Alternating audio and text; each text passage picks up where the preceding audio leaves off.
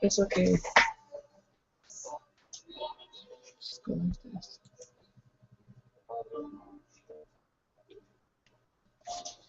What's up out there, ladies and gentlemen?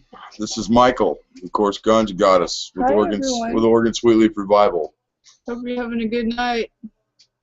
We're a little late tonight on the Druid Smoke Show, as you can tell. We've I'm titled gonna tell it people on Facebook that right, we're online. Right. We've titled it the Red Eye Druid Smoke Show tonight. Red Eye. This is the 5th episode in running.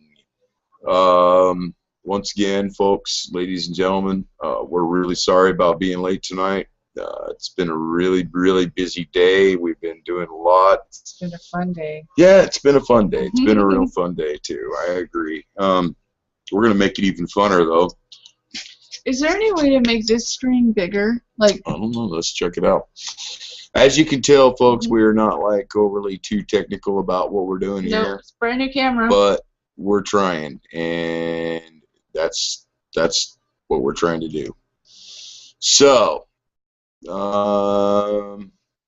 yeah, man, what a busy day. What a busy day. What a busy day. What did we name this one? The Red Eye Druid Smoke Show. The Red Eye Druid Smoke Show. So if you're out there, why don't you go ahead and get your equipment ready. We're going to be doing some smoking here and just a quick little brief talk about what's going on, what we've been doing today, what we're going to be moving into, and some kudos. I want to pass out some thank yous to some of the people that have been supporting Oregon Sweet Leaf Revival, and of course, you know, there's some really exciting things going on about Petrichor, and so here we are.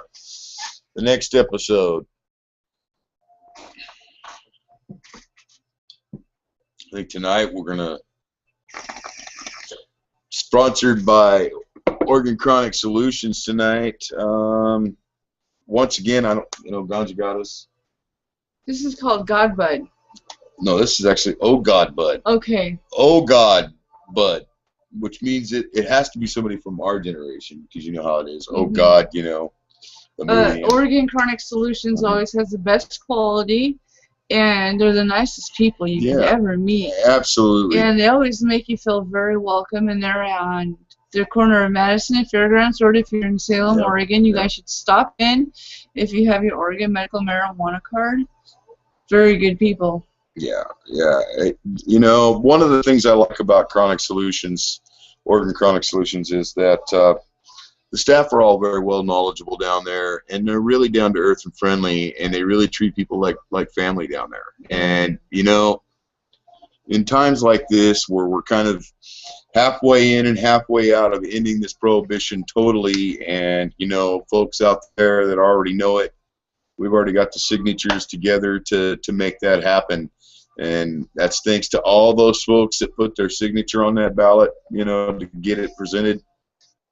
And making this thing, you know, legal in our state is going to do so many wonderful things for our economy, for our community, for, you know, for everybody in general. And so it's going to be a good time. A lot of exciting things are happening in the cannabis world, all the way across the world. And, you know, it's kind of an exciting time. I really never thought that I would, you know, that I personally would be here, you know what I'm saying? And so that means a pretty big deal to me. So before I like this, I want to. This is in German. I want to go ahead and. I didn't know I spoke German. Yeah, it's in German. She says, "What is it?" I don't know. It's like I announced something in German. Uh-oh. That's weird. She announced something in German. Wow. I wonder what it is. The Red-Eyed Smoke, the Red-Eyed Druid Dokes. Yeah, it announced in German for some reason. Wow. That's kind of strange. Well, then that'll make it a little more convenient for my German family and friends over there in Germany that are watching. Huh. Weird. Yeah, really weird. Really weird. Come on, people, like us and subscribe. Yes. You won't be dissatisfied. We have new videos every day. Mark's going down. He's gone on his 5th day now. Day number 5, we're counting, and you know, he gets out the 9th or the 8th. Yeah, I'm not sure that, you know, I'm not really aware of the parameters of whether or not he's going to end up with any kind of parole or anything, but all my brothers and sisters up there in Canada that plan on meeting up with Mark when he gets out, and doing that, you guys just be careful and make good choices, you know, and have a good time and celebrate his release the right way, you know. Yeah, he's a good dude. Yeah. Give him a little bit of space, though. Him and Jody, man, give him a couple of days alone. I'm telling you, folks, he's going to need that space. He's going to need that space to meditate on how he's going to deal with the realities of being out. A lot of trauma has been done to him, and, you know, I don't think that it's necessarily something that's going to reflect outwardly right away, but, you know, when anybody does any time in prison, it can be kind of a brutal process to try to figure out how to make things work once you get out. And I know that that's been my personal experience. And, you know, if you make all the wrong decisions when you first get out, you can end up really catching yourself up. So, Mark, I hope you do that, man. I hope you take my advice. I hope you actually just kind of get away for a minute, catch your breath. I know a lot of people are going to want to celebrate your release and everything, rightfully so. You know, we're going to be celebrating down here for you. Yeah. I personally don't know that I can make it up to Canada fast enough for you to get out, but I'm going to be wrapped up with a lot down here. But I really do look forward to touching base with you, Mark. Man, I missed your shows. I missed everything you had put out, and so I'm looking forward to seeing what you're going to do, you and Jody. This bowl right here is for all those folks, all those family out there, all those people out there that their lives have been affected in a negative way because of ignorance around cannabis. And I mean ignorance around cannabis only in the precept that you know, so many people out there have been told so many lies about what cannabis is, what it isn't, and so it's just now within the last few years that people are starting to get, you know, become more and more educated about cannabis, its uses, its many different uses, its many different benefits, and, you know, I've heard a lot of cons, but yet none of these cons have ever been proven, so therefore the pros always outweigh it when it comes to cannabis. So tonight I have this bowl for all those that can't have one tonight. For some reason they may be living in a prohibition, you know, and in the middle of a state of ignorance. And I wish you were here, because if you were here, you know, you'd be the first one to get the green hit. Oh, yeah. Cheers, folks. Cheers. So what are you all doing on the 4th? Like to know. Yeah, what's going on the 4th, How are you everybody? going to celebrate? Give us some hits, man. Let us know what you guys are going to be doing on the 4th. You know, I really hope whatever it is you're going to do, that you'll be responsible and be safe and not end up getting hurt. We know how that can turn out. We're going to a friend's house. As you guys can tell, the quality of our camera has gotten better. Not as grainy. Not as grainy. So we're kind of upgrading a little bit. We're still doing the show in the black and white because, you know, the CCTV is perfect for us. You know, we might change it up to color. Who knows? We might go into color later on. Right now we're really digging on the black and white.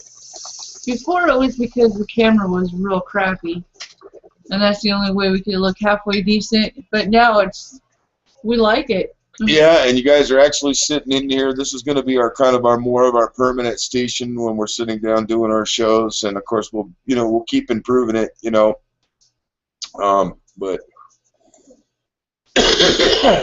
wow, this is really good. Oh God, I can see why they say that. Oh, I agree. Wow. Let's take a look at this for a minute. This is oh God, bud. Look at a bud. Let me have a bud. Well, here, let me pull it out. They're all kind of sticky. Okay, you do it. Yeah, they're all kind of sticky in there. Knowing me, I'm a klutz. Well, no, I'm not saying that. I'm just saying that. No, I'm saying that. they're kind of all sticky in there. I mean, So I hope all of you guys make it down to Turner, Oregon on July 10th. Yeah. For the 17th event. I'm going to be there. Michael's going to be there. Yep. We're going to have seeds, and we're going to have a good time. I'm going to videotape, so if y'all want to, anybody wants to be on our video, look at that. We should put it in color, Ganja, just so they can see it. I wish I knew how. Well, just go take your mouse and roll your mouse right up to the right here where it says B and W, and you can change it. Yeah. Let's see. Let's try it. There. Oh. That might work. Oh, that looks good. Hopefully it'll focus.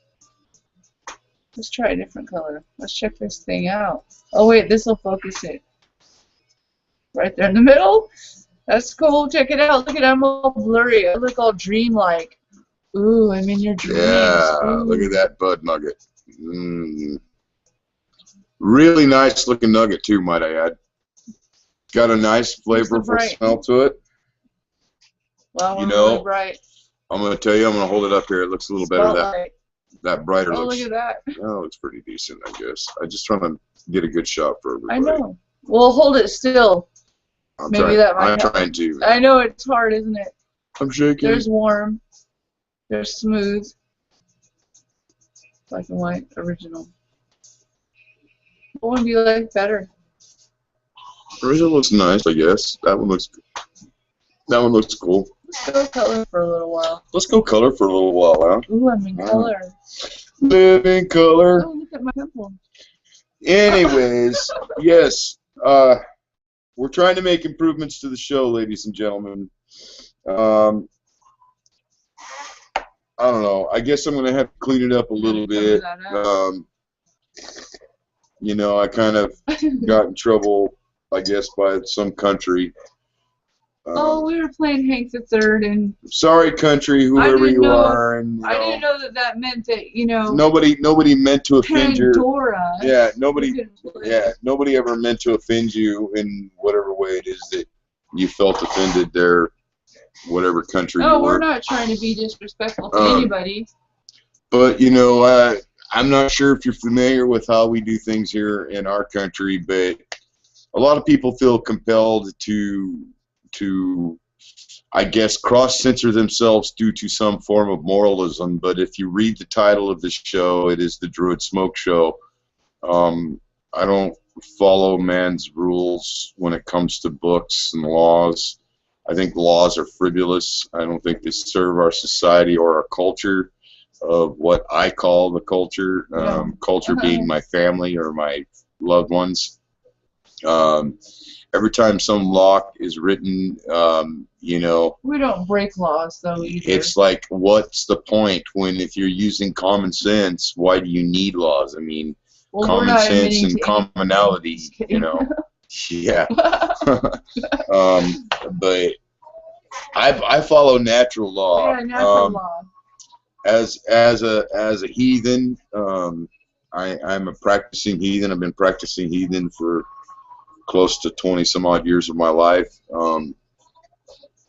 I don't subscribe to the mechanisms of what most folks do, and I think the reason I don't is because for me, my laws are written on stone and trees and on the blades of grass and on the wings of ravens. I don't need to follow a fallible law, because all laws and all those who write those laws are merely going to turn to dust, and yet the laws that I live under will continue to reign, because my laws are natural law.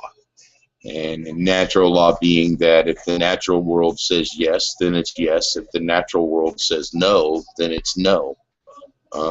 You know, it takes time, you know. I guess to some degree I've lived as a hermit, so that's what that's what I did. And we're old enough to know the difference between right and wrong, what's good and what's not right for us. I know that in the natural world, what is supposed to be, isn't really a pretty picture to most of you civilized folk out there. But in my world, it is what it is, Yeah. and I can't really go any further than that, because for me, my focus is producing cannabis that blows my mind. And I mean, when I've been around cannabis, my whole life, basically, been around those that grow it and those that get involved. And you know, you're a medical marijuana card holder, so we're perfectly legal in what we're doing. Well, absolutely, man. I mean, we live in a world today where you have to make some kind of choice when it comes to what you're putting in your body, and I made that choice, a long time ago. Well, it's what works for you. Sure, absolutely. Works great for me. It works for me too. Anyways, so this bowl right here that I'm getting ready to light up, this Oh God, is just some phenomenal strain. I just read out the factoids here on it. The 19%. the factoids on it, it's sitting at about 19.50% in THC and 1 in CBD. in CBD. It's pretty good. So that's a nice cannabis. It's a really nice cannabis. This is for all my friends and family that support the Oregon Sweetleaf Revival and support the Druid Smoke Show. And we're going to continue to make improvements to it as we progress. We've got some exciting video that we're going to be putting up on the Druid Smoke Show that we're going to be working on. And I really hope that as my world viewers across the world keep updating us and let us know, what we can do to excite the show, make it up a little better for you guys and gals out there. And just remember, man, it's about communication and about talking to each other. And we don't want you to feel like you shouldn't talk, because we would like to hear what you got to say. It's every bit important to us. And we're still learning this. So. Oh, absolutely, man. By no means am I some technical. No, we're not geeks. Geek, man. I'm 44 years old, and I come from a different generation. When I was a youngster, and computers, they were a lot different than they are today. Mm-hmm. Back when I was a kid, you could, it would take half a room to put a computer in it. Exactly. For what you're looking at nowadays is a modern computer, a handheld, or one of those portable tablets, or even one of those pads. All the technology that's wrapped up in one of those little individuals is just not even nothing compared to what we had when we were kids. When I was a kid growing up. Backdrop. Yeah. If you guys like the backdrop, this is just as a mural I did. It's one of my inspirations to Jack Hare.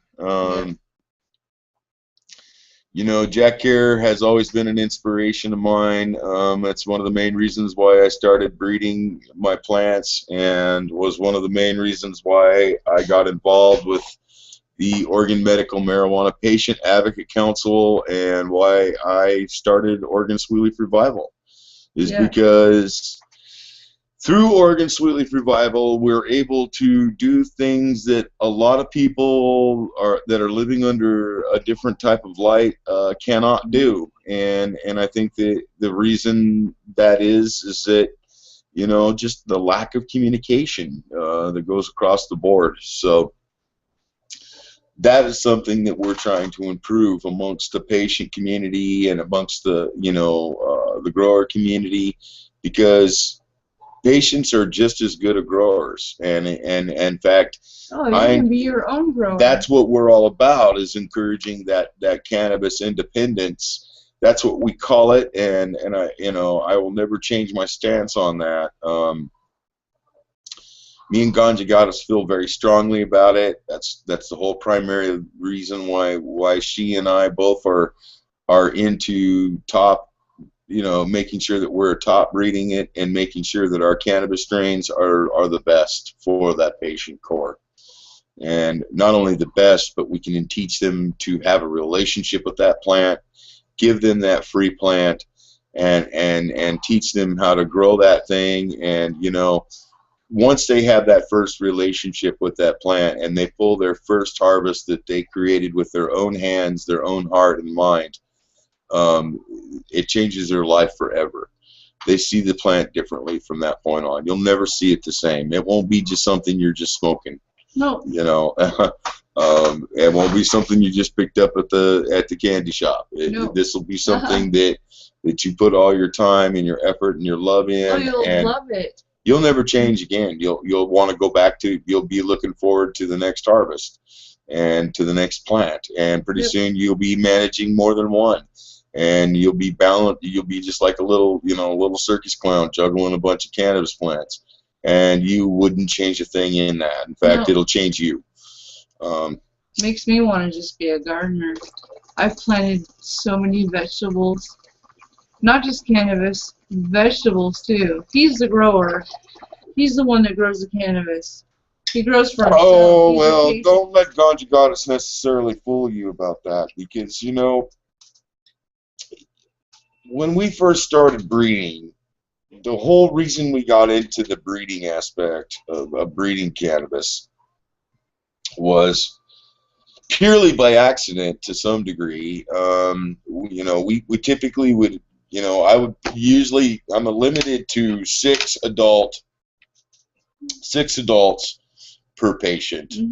And I'm a patient myself, and so, you know, at the time I had a couple patients, and so I was sitting in about 12 adults, and there was a patient who had no money, had no way of being able to get any medicine, and had just gotten ripped off by one of her alleged growers.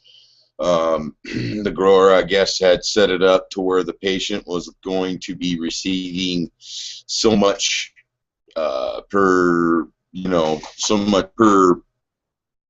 month, and it turned out that the patient, cancer patient, wasn't actually, she was a cancer patient, was not getting any of her medicine, and so she called us, because that's what that's what Oregon Medical Marijuana Patient Advocate Council does, is because they're patients, and if somebody's trying to put themselves out there that they that they're talking a big game about how they're helping the patient, then we get a call and we'll go check it out as patients and see just how well they handle patients, and find out exactly why this sick lady isn't getting her medicine, and find out why the grower isn't being honest with integrity towards the patient. Because, I mean, technically, a grower has to have a license in our state, and has to have that card and subscribe to whatever state laws that are available to them. And those laws are all basically curtailed around the patient at this point, until we're able to end this prohibition altogether, which we're looking forward to doing here in our state of Oregon, which will happen real soon. We're sitting, what is it now, in signatures? Oh, they've already turned it in and put it on the ballot, I think. They've already turned it in and put it on the ballot for 21 and older in the state of Oregon. So it's already on our ballot, and it's only a matter of And there's a lot of politicians that are backing it, too. So it's only a matter of just a few months. Just a few short months. So, with Petrichor, we're doing wonderful things with it. I'm getting ready to pull down some more stock on that. And that's the Matanuska, Thunderfuck, the Northern Lights, and the Master Kush. Mothership. We're going to be introducing Mothership relatively soon. Now, with Mothership, that is the Master Kush and the Honey Bear. That's Master Kush times Honey Bear. So tasty, doesn't it? Well, yeah, it does. But we're also going to be introducing a new one this year, and it's going to be a combination. We've got some blackberry strains in our garden. I'm excited for the blackberry. And with the blackberry strain, we're looking at doing some crossovers. We're talking about, we got Shiskaberry. Oh, yeah. Now you're looking at shishkaberry. Shishkaberry and blackberry are very high CBD and CBN and THC.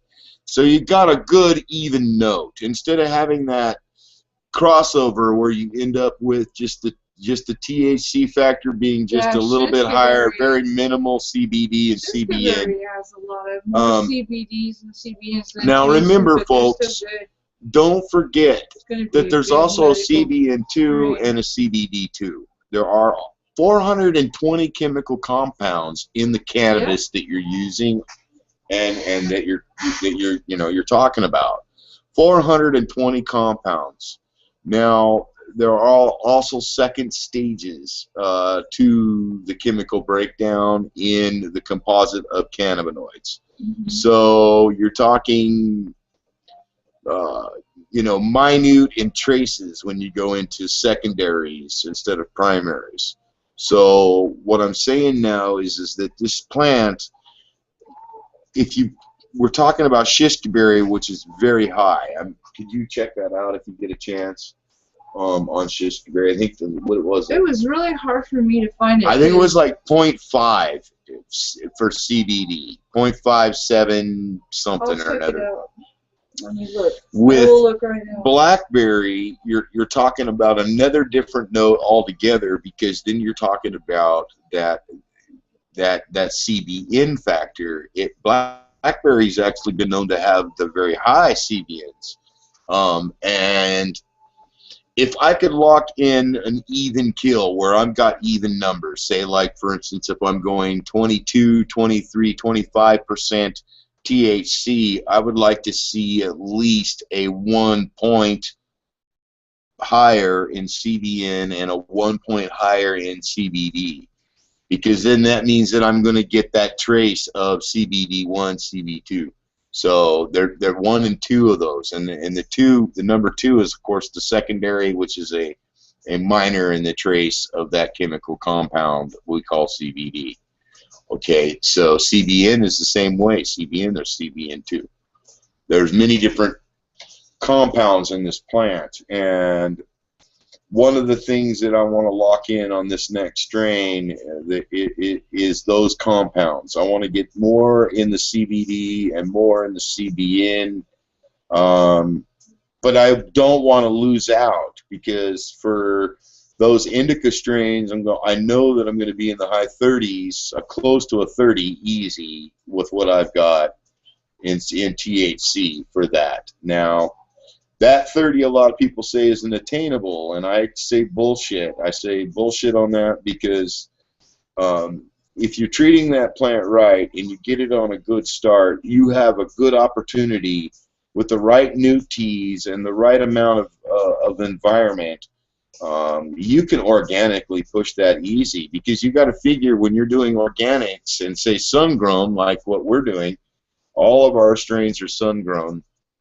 Now with sun-grown, you're talking about a longer period of finishing versus those commercial indoor grows, or those that are doing it indoor where they're controlling the flowering of the plant. I mean, anybody can take a teenager and throw it indoors and put it under 12-12 and then turn it down when they think it's big enough and make it flower, and cut that time clear in half. But it's a different story when you got it outside and you got it in 100-gallon pots. I've got mine in earth-sized pots, because for me, I like to make amendments of my own in my own soils, and I use my own natural teas. I don't use the store-bought teas, because no, you don't. You make your own. All of my teas are teas that I know that I can feed my plant, that I could feed my children too. I'm still looking for that information. Like for instance, I told folks in my last show about powdered milk and how you can take 1 part of powdered milk, 8 parts water, and you literally can triple your sugar production in the end, and when you're in the flowering process. Powdered milk and blackstrap molasses are hands down going to be your tip-top sugar-producing factories. If you like high phenos and high notes in your pheno bud, when you want a bud that's got a nice pheno, a good flavor, good smell, and a very, very, very, very huge sugar production, which is trichome, a better trichome production. So like if you're going to do extractions, you're going to go into oils, dabs, whatever you're going to do with your cannabis, you know, that's what I want to lock in, and that's what we've been able to lock in. Now last year, we had some phenomenal, we pulled down phenomenal sugar strains, and you know, I grew strains that everybody said, well, they're, you know, they're so when it comes to how much trichome development you get towards the finish, and you know, they're not really big trichome yielders. And I noticed that a lot of people are really, you know, these days getting into, you know, blasting their entire harvest. They'll take their whole harvest to pull it down and blast the whole thing and make extract out of it. And you know, that's understandable if people want to break that stuff down for, you know, more convenient use or whatever it is that they're into doing, dabbing or whatever. But the thing is for us, locking in those trichome developments, we're able to get a bigger trichome head, and that trichome head can be broken down, you know, with our bubble bags, and do a dry ice extraction, which with fresh frozen cannabis flower versus the dried method. Now, I believe in dry sift, but I also think that dry sift is more for those people that, you know, are using a drier product, not fresh frozen. Now, fresh frozen, I think, works just, it's with the heads that we produce with just the basic ingredients of powdered milk and blackstrap are phenomenal. And we're going to be showing you that on camera this year as we grow. I can't find any information about Shiskaberry. Shiskaberry, we did research it. I do know that it's from the blueberry strain. Yeah, it is the blueberry. And that it's really good for patients who are suffering from cancer, or from AIDS, or issues such as that. Well, it increases their appetite and reduces their pain. It's more of a CBD strain. It's a lower THC but a higher CBD, and it won in, I believe, 2002. It won an award at the Cannabis Cup in 2002. Cool. So it was a Cannabis Cup winner for its CBD factor. I do know that they did a cross with Shiskaberry and cheese, and I can't remember the name of the strain, but it also was a winner. So depending, 12 to 14% THC.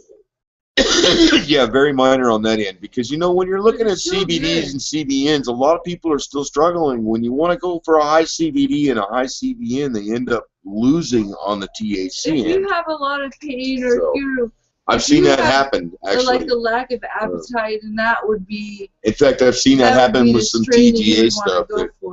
You know, I'd seen that with some TGA strains where I'd put them in my garden and try to focus out on one end and end up losing high on the THC factor, just because I thought I was shopping for an equal value. I wanted something equal where I was getting even numbers. You know, I was getting that, you know, like I said, high 25, 26 THC sitting down and trying to get at least a 1 point, you know, on both CBD and CBN, and still keep a balance. It's a great strain.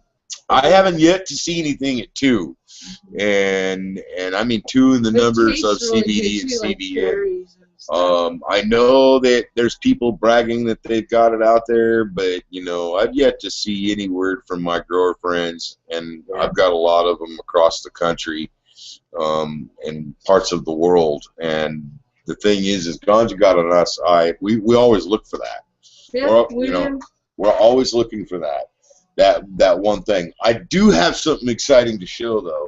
Oh no, what is it? I do. I have show and tell. Show and tell. No, you're not. What I was looking for is the dime bag. Oh, our dime bag. Where is it? Is it behind you? It's behind you. Is it behind me? It's behind you. It is behind me. It is. We got something pretty interesting to talk about, I guess. Shouldn't show it. I should. I'm going to. I have to. I can't resist. Well, don't give out names. I won't give no names. You don't ask me, man. You'll have to shoot me first before I tell you. No, straight up. One of my most beloved grower friend and brothers, who's a master extractionist, and we are going to be collaborating with, which I'm looking forward to collaborating with them. Oregon Chronic Solutions, they always produce the finest in extractions. If you guys are looking for good extractions, they got every kind. They got everything you can think of. Everything from water-soluble extracts all the way up to oils and you name it. CO2 even. So, and they also have those folks out there that are looking to get their vape pens. You know, they got those cartridges there too.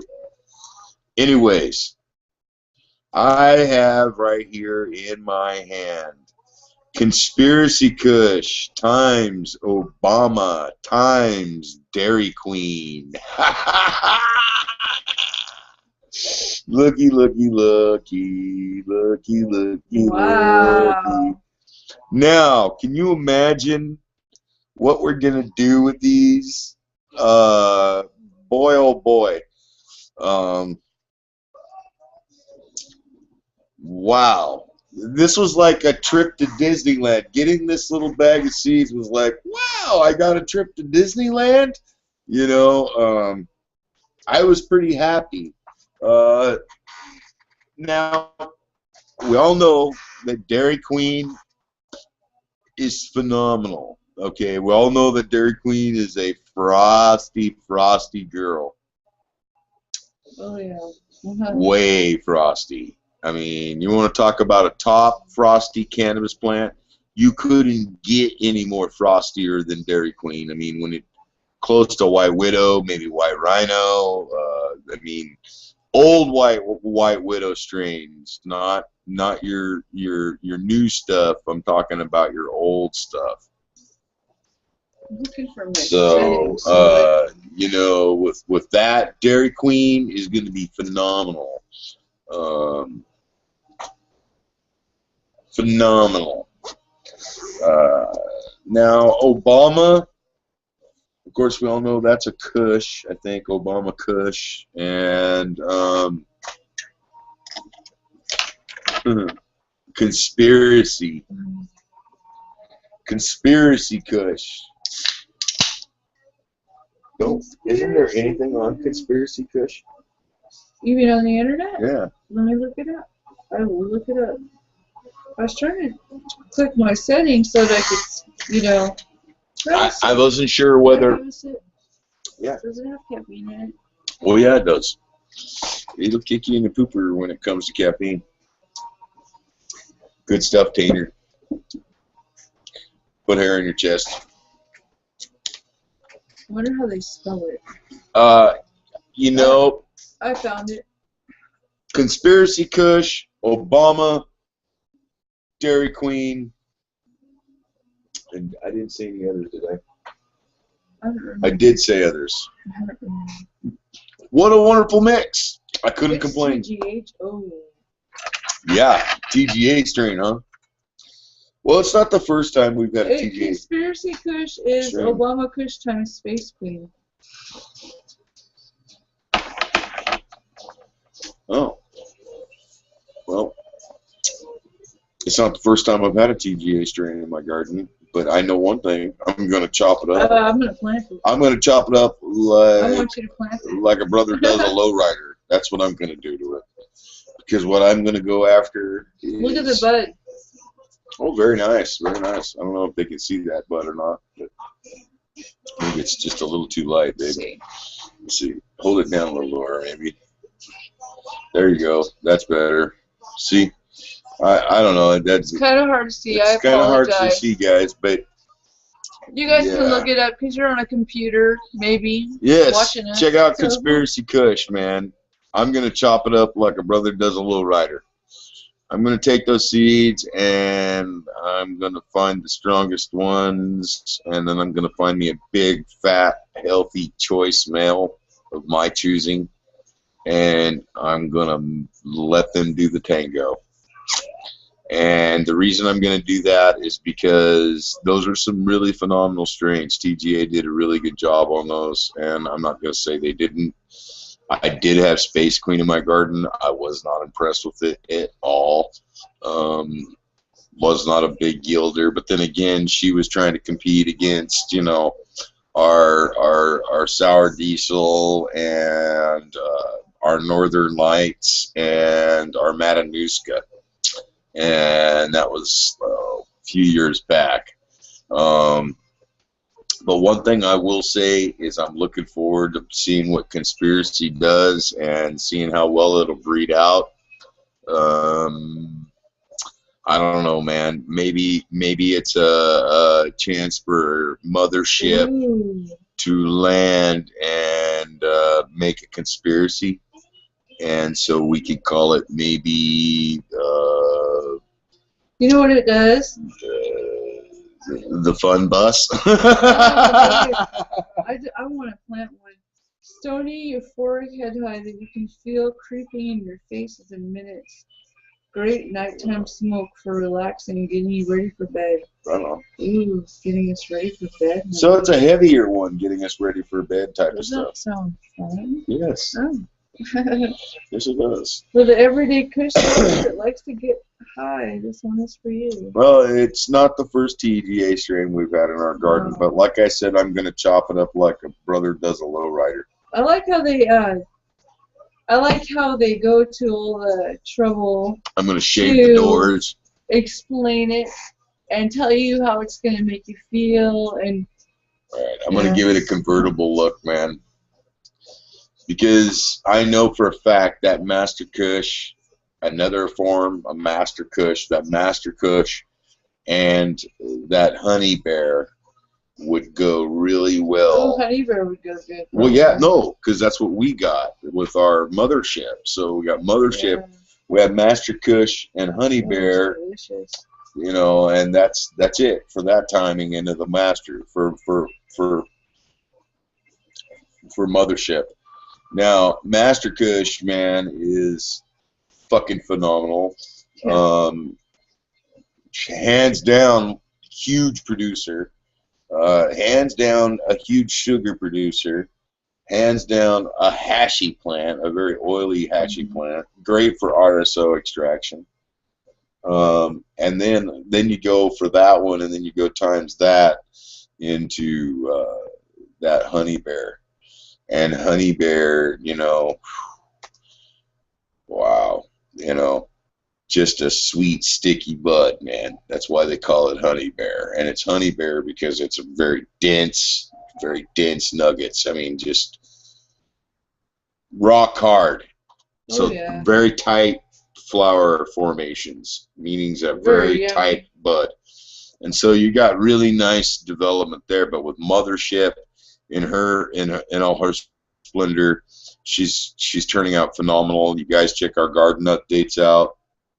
And remember, like I said, you guys don't, you gals, you don't need to go out there and go crazy with amendments, trying to buy all these chemical amendments when for half that portion you can go and make your own amendments. Oh, yeah. You should be making your own amendments anyways, because really a cannabis plant, all it really needs to start out basically eating is the same food that you would feed a tomato plant.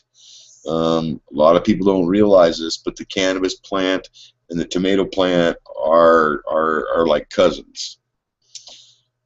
In a lot of ways, they're actually homogeneously on the same branch.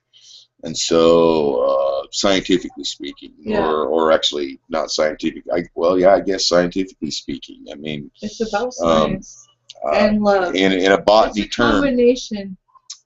They are related to each other, and they are a cousin to each other, and so that meaning that they're pretty much eating the same style of foods and newts that a tomato would be eating. So all you're really doing is enhancing those things for sugar development, for better root rod development, and that brings me to the next thing.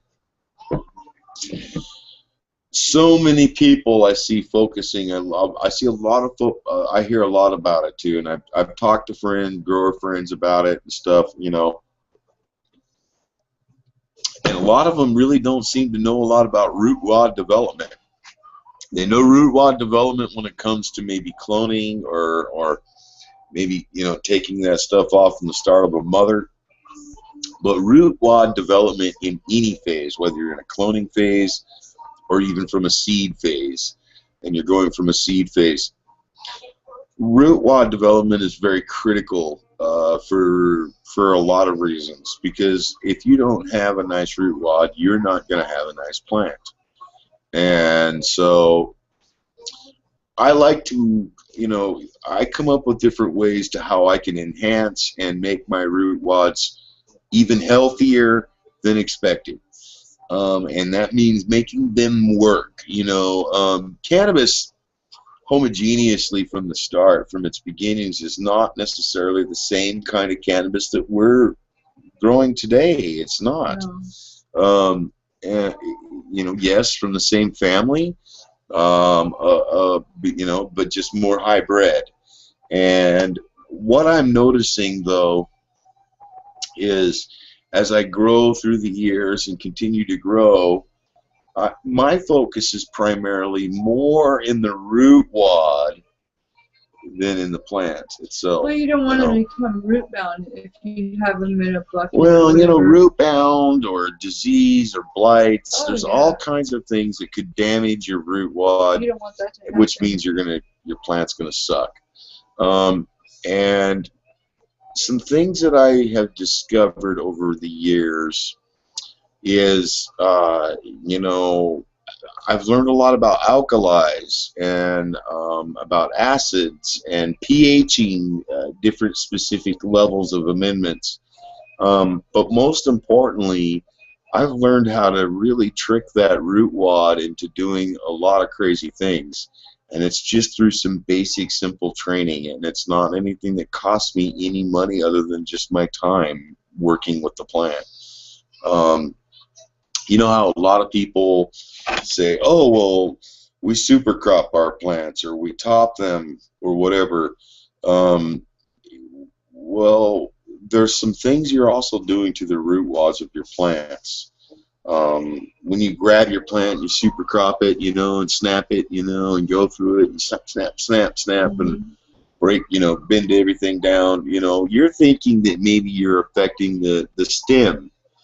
And to some degree, you are affecting the stem. You're causing that stem to open up and to, you know, to braid out.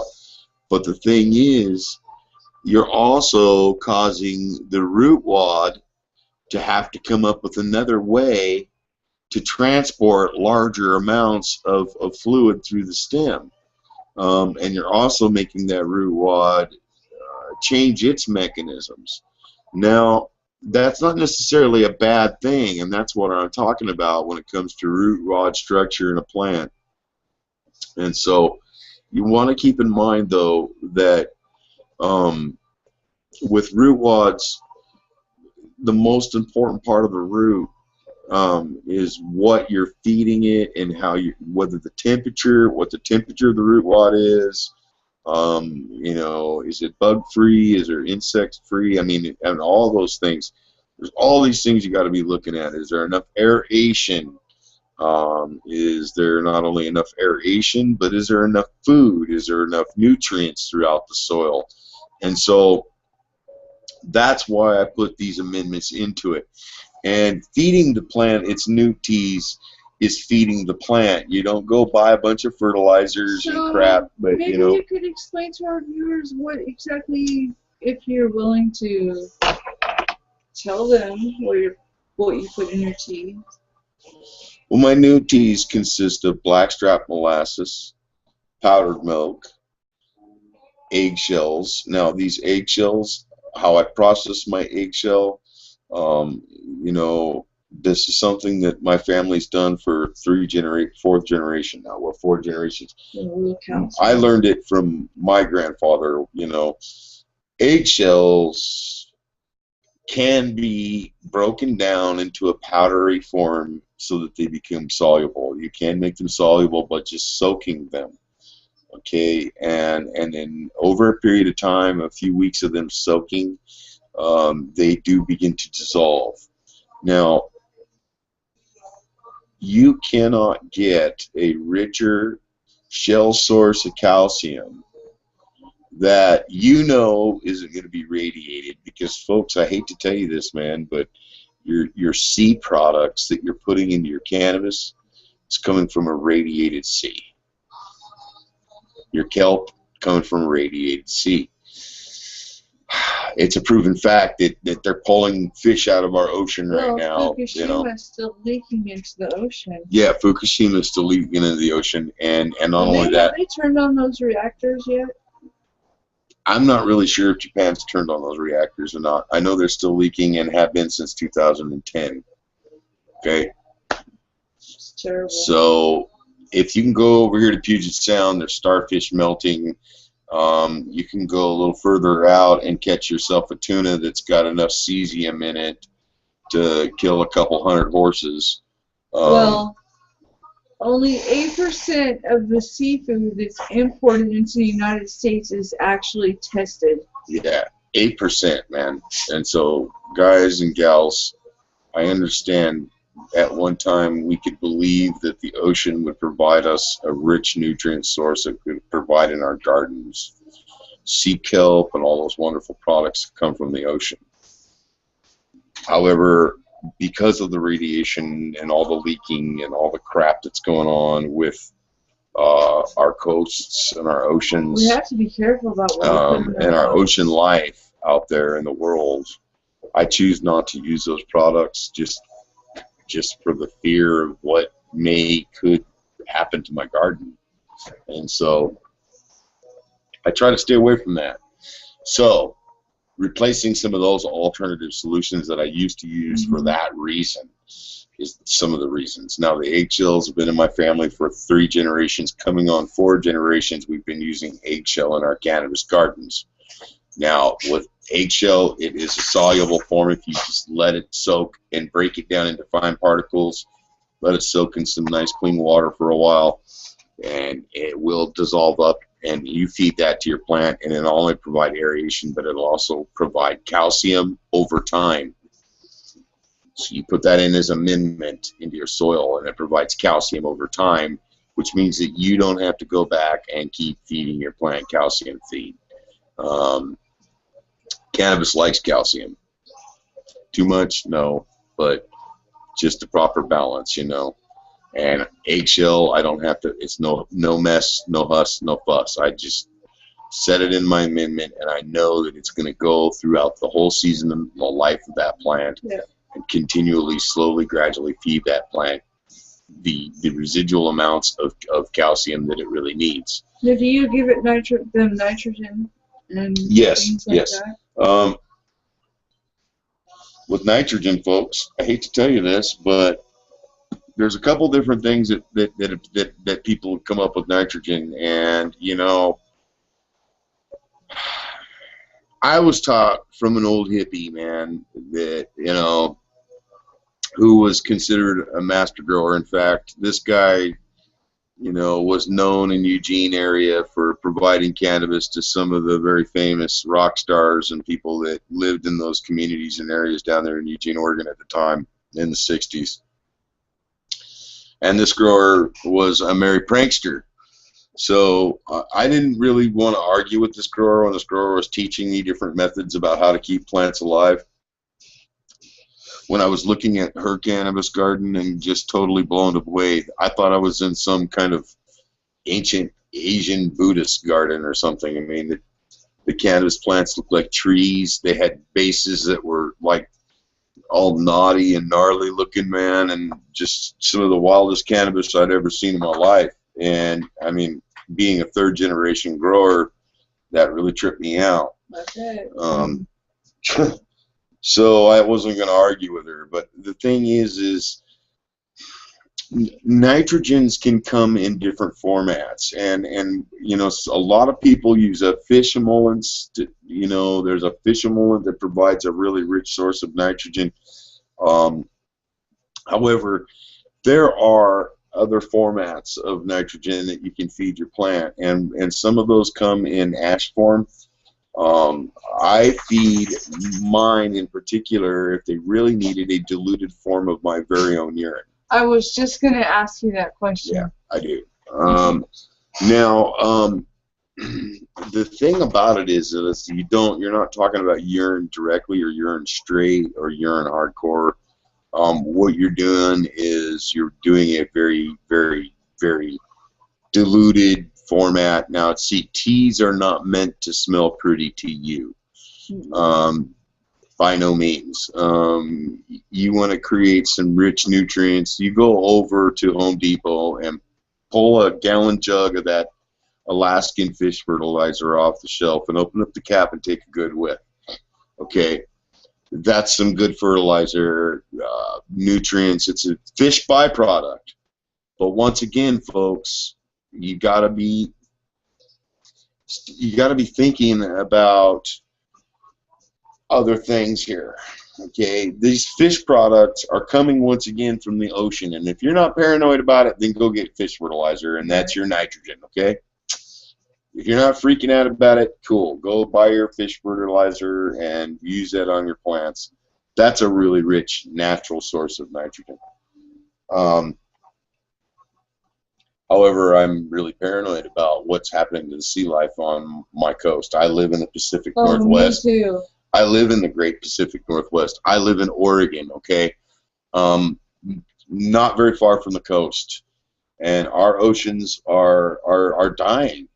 Things are dying in the oceans right now. And not only are they dying in the oceans, but the greatest scientists in the world can't explain to anybody in the world what's going on. And so I'm not putting those products into my garden, and I'm not doing it for that reason, because I believe something's really screwed up, and until that answer comes to me, I'm not going to trust it. So I went back to what I was referred to by an old hippie, Mary Prankster, master gardener, master grower. And basically what I do is I have a urination collection bucket. I urinate in it, and I fill that urine. I fill that up, and once it's all filled up, I let it sit for 72 hours. Okay, and then I dilute it 2 parts of my urine that sat for 72 hours and let it sit. You got to let it sit for 72 hours with the lid off, okay? And that way it allows it the process of where it can decontaminate itself. And what I mean by that is that your urine, if it's allowed to sit for a 72-hour period of time, will convert from sugar to salts. And those salts are very, very, very, very rich in nitrogen. In fact, you couldn't get any more richer source of nitrogen, and that's why I say you have to be very careful about your dilution ratio. And I mean this, with urine, you're going to want to mix 2 parts and 12 parts water. 2 parts urine, 12 parts water, no matter how your sizes are going to be. And you need to remember that, because any more than that, and it's going to be too hot of nitrogen. You don't want to burn your plants, by no means. And I guarantee you, if you go too hot with urine, you will burn your plants, and not only you'll toast them. So the root wad does not need that much nitrogen. So, and that is a very rich source of not only nitrogen but also sugar salts. And I mean sugar salts because salt molecules and sugar molecules from our glucose in our blood and our bodies, they connect, and they actually come out of our body that way. And that's a medical fact. So You let that sit for 72 hours though, and you come back and you take 2 parts, 12 parts water, 2 parts of your of the urine, dilute it really well, and then you go ahead and you add your powdered milk with that, and then you go ahead and add your blackstrap molasses with that. And if you want to, you can go ahead also, and I like to do this. I like to take bat guano, and I like to take it and seep it like a tea. Make a tea out of bat guano. That's right. Make tea out of bat poop. Yeah, and that's the only really form of poop that I really use in my garden besides worm castings. And of course, the worm castings are all from my own garden, because I promote a healthy organic soil so that my worms are just as healthy as the food I eat. I love seeing my worms. When I pick up a shovel full of dirt and it's full of worms, man, I know I'm doing something right in my garden with soils. So take all of that mixture, your powdered milk, your blackstrap molasses, and your urine mixture, and you put those together, and you mix those all well together, and you let those sit another 24 hours after they've all mixed. And then you take your tea from your bat guano the same day you're getting ready to feed your plant, and you mix that with the remainder of it, and then you put that out. And what you're going to get is you're going to get a very happy plant. It's going to feed it. It's not really that messy. It does not leave a stench, because you figure after 72 hours your urine has been mixed with water now, and is now been diluted at very, very weak proportionate levels. And also you've mixed it with powderized milk and all these other ingredients, and then eventually there is no residual smells. In fact, it smells better than some of the fish guts that you get in the jug. Yeah. And that right there is what feeds my medicine. And think about it for a minute. The survival experts tell you if you're stuck out in the desert and you need water, you can use your urine to survive, to drink. And I know that sounds gross, and I know that sounds disgusting, but it's a true fact. It's kept people alive. True fact, folks. I know folks that have been able to stay alive because of it. So, don't just start getting grossed out and squeamish about it. But it's a fact. It's a medical fact. It's a scientific fact. Your urine is a very rich source of nitrogen. Now keep in mind, folks, when you're feeding your plant, you don't pour this all over your plant. All right? And this is something that people have asked me before, and I want to get this straight. Don't ever pour anything on your plant. No. Especially if you're an outdoor gardener. If you're an outdoor gardener, you don't do that. And the reason I say that is because your leaves are like little solar panels right now. The last thing you want to do is coat them with a bunch of junk and then make the lenses all dirty to where the leaves don't receive the light that they need to survive and the air they need to breathe. So don't go coating it with your plants. When you feed your plants, take your hand, get down to the base of your plant, and hold it out like this. And put your pinky right up to the stem, just right up to the stem. And then the distance between your pinky and your thumb, at your thumb, you want to go ahead and pour it. Okay? And pour it that far away from the base of your plant. Because that is the area you want to effectively feed your root wad. Because about 6 to 8 inches from your stem, right below there, is where all of that new root development's at. Because you're thinking your stem, then there's a root straight down. No, it actually flattens out. Your stem will actually go outward, way you know, your roots will actually run away from your stem. Okay, so why not go a little further out with the nutrients so you can drop them right there, and they can actually go down and attach themselves to that new development. You start feeding it like that, and mark my words, man, you're not going to need to go spend billions of dollars on nutrients. And not only that, those are nutrients that you could put in your own body. Come on, man. If you can survive on your own urine in the desert, you can eat black molasses. I mean, you can put black molasses on your toast, man. I don't know how many people these days do that, but my grandma used to do stuff like that.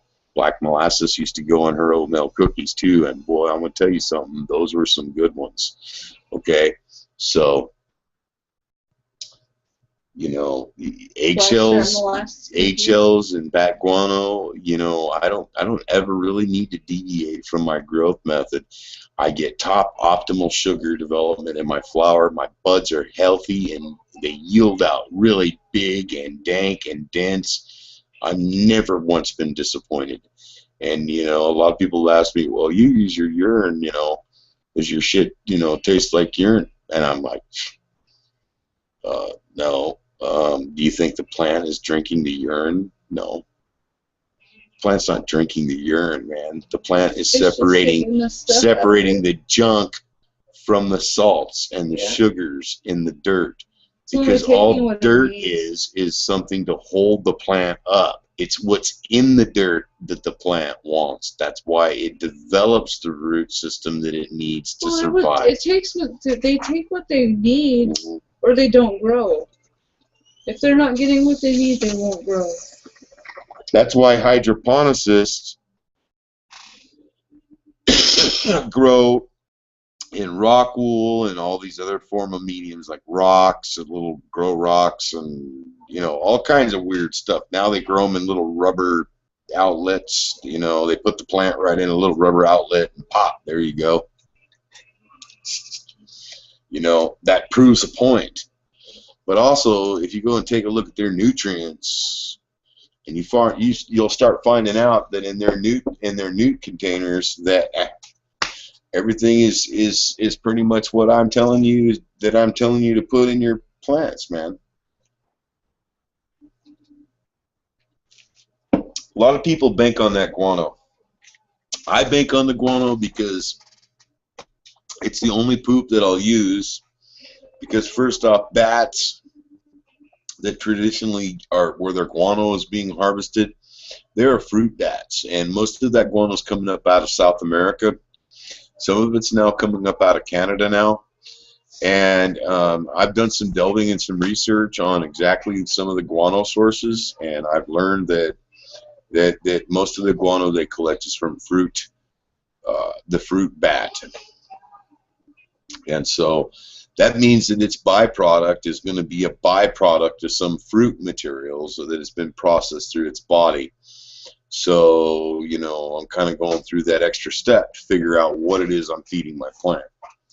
You know, and I think that bat guano can, you know, I don't know, man, every year it turns our plants into some phenomenal stuff. Mm-hmm. And it's worth the expense. You know, the bat guano is a little more spendier if you go and get a better grade bat guano, but it is always worth the expense. Ganja Goddess is always happy. I am. And the girls are looking well. You think? Yes, they're beautiful. Yes. I think we're going to be having a busy year this year. Fun times. I'm looking forward to seeing the first, you know, now that we're starting to get sex development in the plants.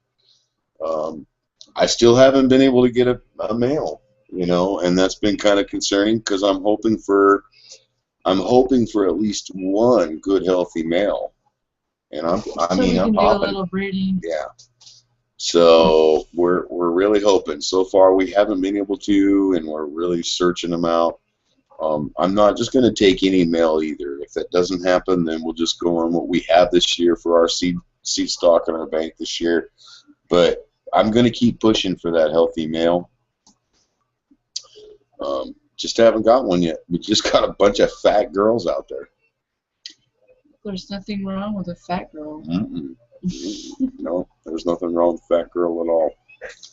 So, anyways, folks, lots of good stuff is happening in our garden, and we look forward to advancing this show and making it bigger and better every day. We're having fun. Yeah, we're having fun with it.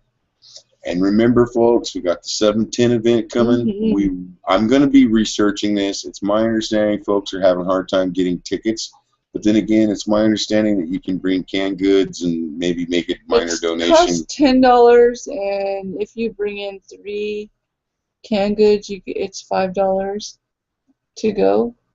So it's definitely worth what it is. It is worth what it is, man. If you don't have anything going on, come hang out with us. Yeah, man. We would love to have you guys come out and hang out with us. I'm going to be there giving seeds away. Yep, we're going to be walking around. Got seeds. I want everybody to have one. Yep. And, I'm going to be there giving them away. We're going to have some for sale, but we're also going to be giving away free seeds. Yes. We're going to have them for 10 seeds for $30. Not a bad deal, folks. And that's our petrichor strain. Oregon Chronic Solutions. Remember, folks, I'm going to be having some limited Matanuska out there. We're going to have some Shishkaberry out there. I've got our master gardener, our new assistant gardener. I'm not going to call him the prospect or anything like that. Nothing against you, Subcool, but he's a 4th-generation gardener, and so he's up and coming, and he's a rock star at what he does. And a lot of the reason we have petrichor is because of his brain and his ideas on the genetics. So a lot of it goes to him, and eventually he will reveal himself. At this point, he just wishes to be anonymous as an anonymous person in our group, and we're perfectly fine with that at this point. He will come out eventually. As far as what we're doing, we will be giving seeds away. I will have Matanuska Thunderfuck, just Matanuska Thunderfuck, the strain, in limited quantities available.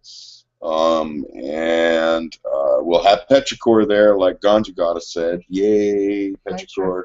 She's wonderful, folks, and I think everybody's going to love her in every sense. She smells so yummy. Oh, man. Very pretty plant right off the start. Proven pretty plant. I want to go stroke her right now. She's probably sitting out there half asleep in her garden. Anyways, we'll have that. We'll have some Shishkaberry there, and we're just looking forward to having a good time. There's going to be extraction artists out there. There's going to be artists out there. There's going to be music out there. There's going to be... You guys need to go by, come by Oregon Chronic Solutions table and check out James's extractions. Yeah, not only that, but check out Oregon Chronic Solutions while you're at it, man. Is awesome. I'm telling you, people, it's worth your time. If you get there once, you're not going to want to stop coming back. You're going to want to keep coming back. It's just the way it is. Because you're going to be going to a place that is phenomenal with their experience, the strains they have available, the products they have available, all of the things that they have available. It's just mind-boggling. And with the Canna Kitchen soon to come online, they really care about patients. They really do. Absolutely, man. And so they always have a warm hug available. Yeah, and you guys can't go wrong there. And if you guys ever have any questions or concerns, hit us up. Let us know. Oh, yeah. Because remember, we are OwnPack, and we will go to that place and ask them questions. I mean, we're not afraid to go ask them questions about what's up. Yeah, because we want honesty and integrity in the fair handling of all those people that love and support cannabis. Yeah. And I think that it's only right that there be that in place. So if you have any questions about growing, how to grow, if you just received your card and you don't know what to do, if you don't know what to do, period, send us an email. Yeah. We'll help you out. Hit us up. I've got, we've got lots of experience backing us in this garden. We've got plants that we can help you with. We want to help you. Yeah, we can help you out from start to finish. That's our whole goal. Mine and Ganja Goddesses both. And we have one free plant for you. Yep, we have that free plant for you too. And so there's no reason for you to start that relationship now in your life, because if you love this cannabis plant, why not? Why not take that opportunity to learn how to have a real relationship with that plant, man? And I mean a real one, because, you can't fool yourself, man. That you try know to grow you want for yourself if you can. I mean, sometimes people live in apartments and they're not allowed to grow, or live in a rental house and their landlord doesn't understand it, so they don't want them to grow there. But if you're a landlord, why don't you let the patient grow their medicine? Correct. Do some research yourself. There you go. This plant has never been known to hurt anyone, cause anybody to die. It's very beneficial to the human body. And I really believe that, just like Ganja Goddess said, folks, if you're an owner of property and you're leasing or owning or renting it out to other tenants, and they happen to want to get a house or a place of your property, and they happen to be a cannabis user or somebody that needs medicinal cannabis, I want you to think about one thing. If they grow their own medicine, that takes a great deal of responsibility. You cannot just put you cannot put a seed in the ground and just leave it alone. It's like growing tomatoes. You gotta have that relationship with it, and not only that, they have a card and they're, they have permission to grow. Yeah, make sure everything's legit. I mean, nobody's saying, hey, get a bunch of illegal stuff going on your property. And contrary to what Reaper Madness would like you to believe, cannabis is not a gateway drug. No, cannabis is a lifesaver. Makes me want to eat Lay's potato chips. Well, not only that, but it also gives little children leases on life. There's babies now that are using cannabis that are now cancer-free. Research RSO. Yeah, RSO, Rick Simpson's oil. That's the first place for you to start your education on just where cannabis is really a cure. What is it? 60 grams cures cancer. 60 grams. It's been known to cure cancer. 60 grams is 60 grams to cure cancer. Absolutely. And not only has it been proven to cure cancer, it's the only substance that we really know as humans that is capable of doing that. And not only doing that, but being safe and clean and effective. But I want you to keep in mind, cannabis users are not what you think. They're not what you see on TV. What you see on TV is a bunch of people making money acting like fools. I have clean arms. Yeah. Cannabis users are responsible people who try to do their best. And especially those cannabis users that are growing their own medicine, these folks, they cannot be irresponsible. There's no time to be. Their plants will die. There's no time to be irresponsible. With cannabis plant growers, people that are growing cannabis plants, they have to spend 24 hours a day, 7 days a week, dedicated to that responsibility. But in the same sense, they take a lot. Absolutely, it takes a lot of time, and not only it's a very time-consuming thing, but you cannot be irresponsible and grow cannabis. Cannabis, you have to be responsible with it. You gotta. If you're an irresponsible gardener, you're not gonna have good cannabis. So plus the DEA, was it the DEA? Decide they're no longer funding cannabis raids on medical patients and medical growers. So and also that the FDA is getting ready to declassify it and pull it off the schedule where it was originally at, with Schedule 2. Now, what we're hoping for eventually, because of the fact that the feds are no longer funding cannabis medical raids, that they're going to back off you landowners. Now, here's the thing, though. Your liability for having a cannabis user or a cannabis grower in your property is zero. Why? Because if they're a cannabis user and you know they're a legal cannabis user who presented a license and card saying that they have a legal, law-abiding card saying they have the right to use cannabis and to grow cannabis, then you can pretty much guarantee that that person is following state law in our state of Oregon. So, you know, you need to kind of double think about the property thing, because when you're talking about real estate, when somebody's trying to grow their cannabis, they cannot be irresponsible with it. No. And I'm sorry, but all the hype you've seen on TV isn't true. The Cheech and Chong, that, you know, not that there's anything against that, you know, but it's all reefer madness. Characters. And it's not, those aren't responsible. That's not responsible at all, you know. And you're going to be getting something when you when you take in and rent to a cannabis user.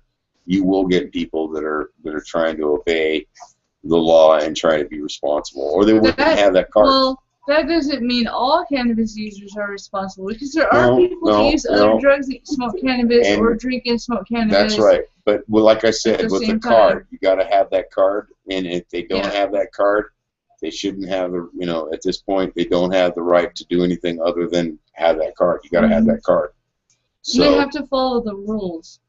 And even at a recreational level, there's going to be some kind of thing issued in regards to growing and all that too. So you really need to. Did you know that Colorado, since they've become the legal state, they've cannabis has created over 10,000 jobs.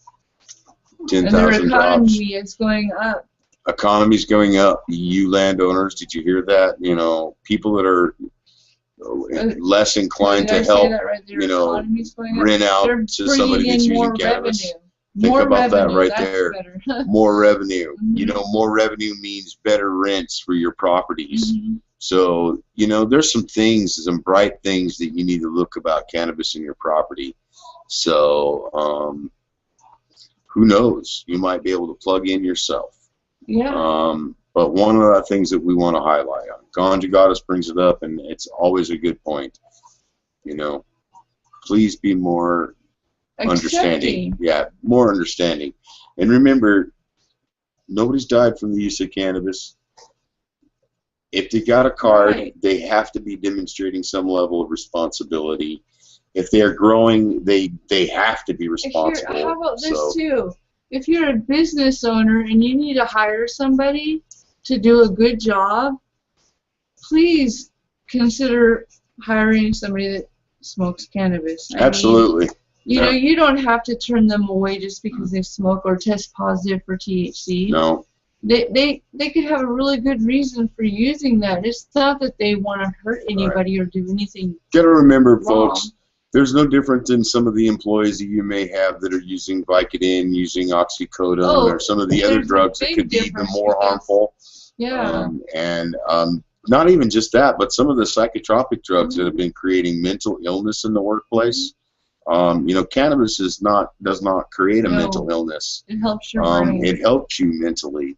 And so I really think that you need to really do some consideration, and if anything, do some educational research. If you own the business, you don't have to say no.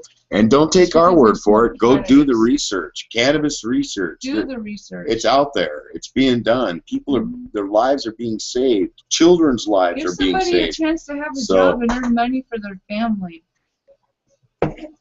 Please. And then ask yourself this final question. If you have a loved one and they get cancer, and you know that beyond a doubt that cannabis has cured cancer, are you not going to tell that loved one? What if it is you? What if it's you? What if it's your child? What if it's your child? What would you do? What are you going to do? Leave me a comment. Let me know. What would you do? Yeah, that's what we would like to know. Because I'll tell you what I would do. Even if it was my child, even if it was me or somebody else, I would go right to cannabis. I would go right to cannabis oil, and I would eat that stuff until the cows come Not home. give up Until it was done. Told that you were good. You know, and if cannabis has already been proven to do that, okay, you need to understand that's all you need to know now. Is that cannabis is that good? If it's that good, and it's that good for people, and it gives people a lease on life when radiation and chemotherapy and slicing and dicing will not, it'll only lead you to the morgue quicker. Then why not be responsible and pass that knowledge on to everybody you love? Because, you know, cancer hits home in America and in all over the world every day. My brother Leon had cancer, and he wouldn't use cannabis because he was stuck in his ways, I guess, or his wife was. And what killed him was the radiation and the chemotherapy. His skin started peeling off. And his belief in another person's word when there's already fact out there. And so that's the sad thing. This poor man had to die a brutal death that he probably could have avoided if he would have just ignored all the propaganda and had taken the oil. He probably would have been here today to say, hey, cannabis saved my life. Exactly. But that's the problem with the hype. That's a problem with the negativity of cannabis. It's the problem with everything that goes on in cannabis. I think tomorrow's video, we're going to, one of the videos, I'm not sure if it's going to be on the next episode of the Druid Smoke Show, or if it's just going to be a random video, or not sure. Could be any video. I think we're going to call the Cancer Treatment Center of America and ask them how come they don't study Rick Simpson's oil or use it for their patients. There we go, folks. What do you think about that, man? What's your thoughts? You know, good idea? Let's do it. You know, it sounds like a good one because that's what we believe. And, you know, the less... And we'll post a video. The more we can kill this ignorance that everybody has about the stigmatism behind cannabis and cannabis use, the better. Because cannabis use is a serious issue. It'd be fun to make that random phone call to them. To them. I made a random phone call the other day to a courthouse in Austin, Texas, and asked the lady about medical marijuana, and she said that they are working on putting that on the ballot there. So Texas could become one of the next medical marijuana states. And I did hear an interesting fact. The crime rate, Ganja Goddess, has gone down in Colorado and in Washington. Yes. Whoa! It's the first time they said that. I don't know. I saw the Washington report saying that their crime rates have gone down. The murder rate in Colorado has gone down. And it's an all-time high. They said it's actually dropped to such an all-time low that it's a record in Colorado. So kudos to you pot smokers and cannabis users in Colorado, man. You guys have all blazed out. You gals are all blazing out, having a good time, laughing and eating Cheerios and watching cartoons and holding each other's hands when you cross the street and being sure you take naps at night. Okay? That's what's important. So kudos to you, Colorado, and all you cannabis users there. Same thing goes with Washington.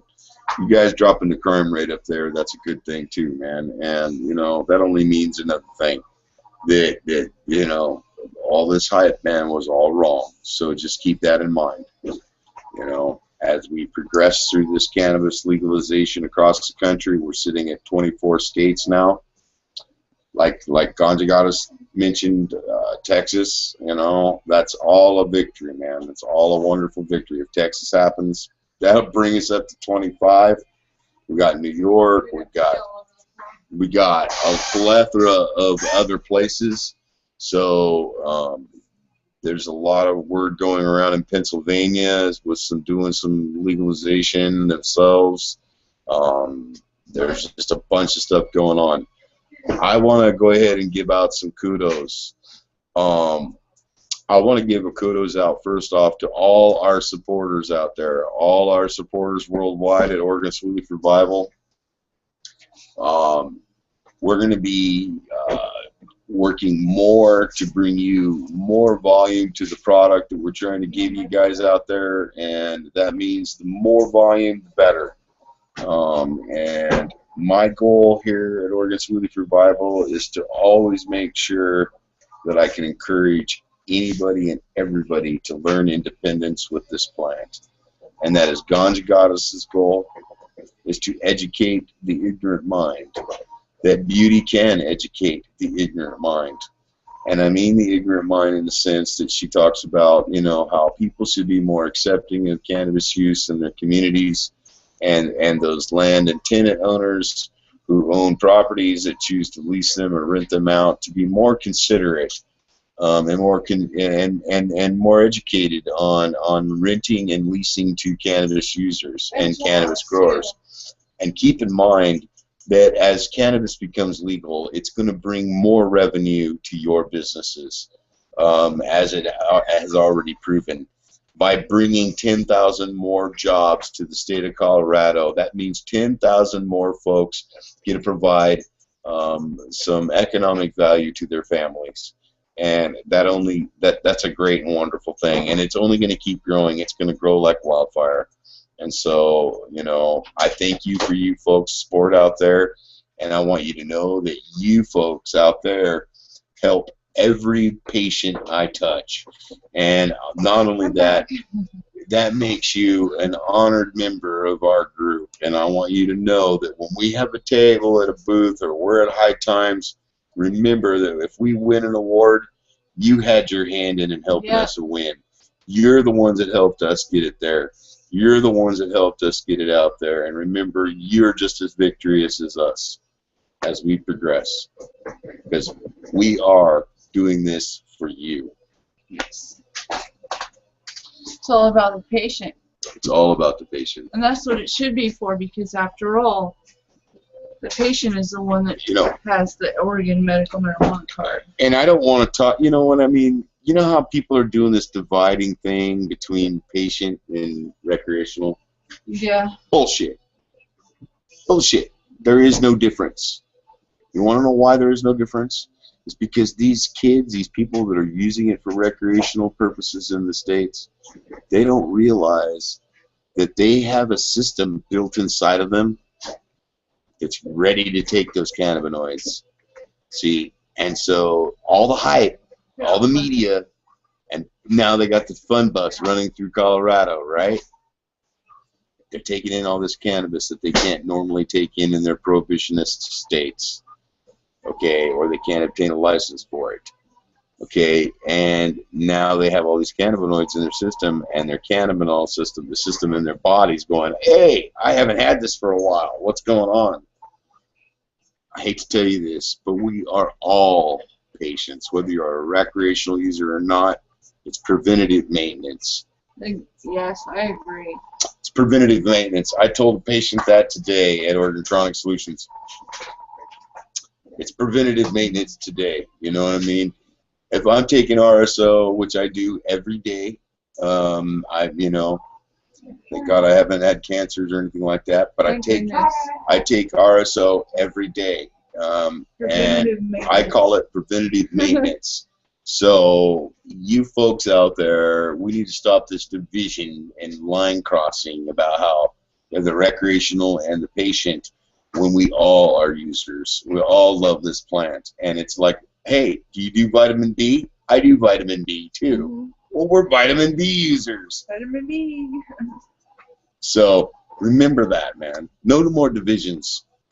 You divide things, and that's bad. That's bad. We need to be a big bundle of arrows, not a divided bundle of arrows. You divide it, you can break it. You bring it together, you can't break it.